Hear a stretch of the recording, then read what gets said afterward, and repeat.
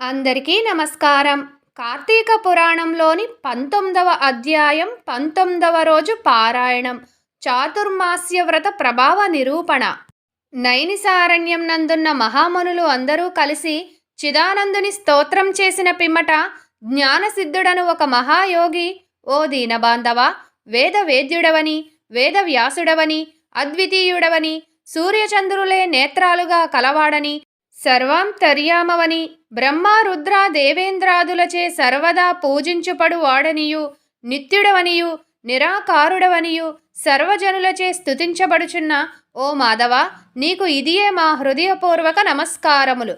సకల ప్రాణకోటికి ఆధారభూతుడగు ఓ నందనందన, మా స్వాగతమును స్వీకరింపుము.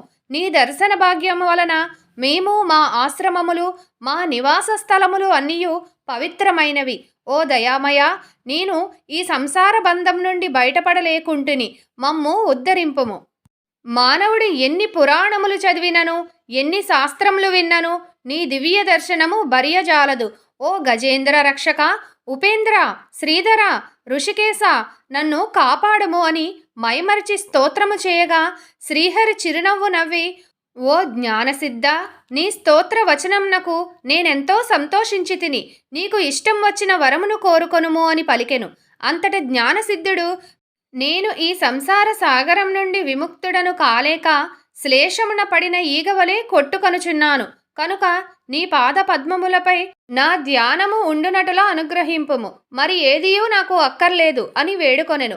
అంతట శ్రీమన్నారాయణుడు, ఓ జ్ఞానసిద్ధుడా, నీ కోరిక ప్రకారం అటులనే వరమిచ్చి తిని, ఇదియునుగాక మరి ఒక వరము కూడా కోరుకొనుము, ఇచ్చెదను. ఈ లోకమునందు అనేక మంది దురాచారులై, బుద్ధిహీనులై అనేక పాపకార్యములు చేయుచున్నారు. అట్టి వారముల పాపములు పోగొట్టుటకై ఒక వ్రతమును కల్పించుచున్నాను. ఆ వ్రతమును సర్వజనులు ఆచరించవచ్చును. సావధానుడవై ఆలకింపుము. నేను ఆషాఢ శుద్ధ దశమి రోజున లక్ష్మీదేవి సహితంగా పాల సముద్రమున శేషశయ్యపై పవళింతును. తిరిగి కార్తీక మాసమున శుద్ధ ద్వాదశి వరకు చాతుర్మాస్యమని పేరు. ఈ కాలంలో చేయు వ్రతములు నాకు మిక్కిలి ప్రీతికరము. ఈ వ్రతమును చేయువారలకు సకల పాపములు నశించి నా సన్నిధికి వత్తురు.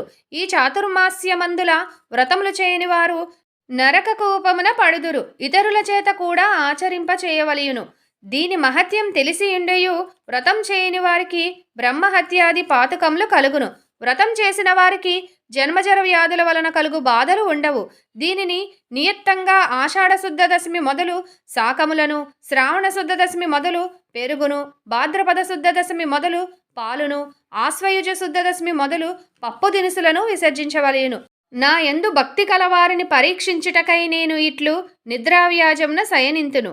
ఇప్పుడు నీ వసంగిన స్తోత్రమును త్రిసంధ్యలయందు భక్తి శ్రద్ధలతో పఠించిన వారు నా సన్నిధికి నిశ్చయంగా వత్తురు అని శ్రీమన్నారాయణుడు మునులకు బోధించి శ్రీ మహాలక్ష్మితో కూడి పాల సముద్రమున కేగి శేషపాన్పు మీద పవళించెను. వశిష్ఠుడు జనక మహారాజుతో, రాజా, ఈ విధంగా విష్ణుమూర్తి జ్ఞానసిద్ధి మొదలగు మునులకు చాతుర్మాస్య వ్రత మహత్యమును ఉపదేశించెను. ఈ వృత్తాంతమును అంగీరసుడు ధనలోభునకు తెలియజేసెను. నేను నీకు వివరించినాను కాన ఈ వ్రతంను ఆచరించుటకు స్త్రీ పురుషులు భేదం లేదు. అన్ని జాతుల వారు చేయవచ్చును. శ్రీమన్నారాయణుని ఉపదేశం ప్రకారం ముని పుంగవులు అందరూ ఈ చాతుర్మాస్య వ్రతం ఆచరించి ధన్యులై వైకుంఠంనకు ఏగిరి. ఇట్లు స్కాంద పురాణాంతర్గత వశిష్ఠ ప్రోక్త కార్తీక మహత్య మండలి 19వ 19వ రోజు పారాయణము సమాప్తం.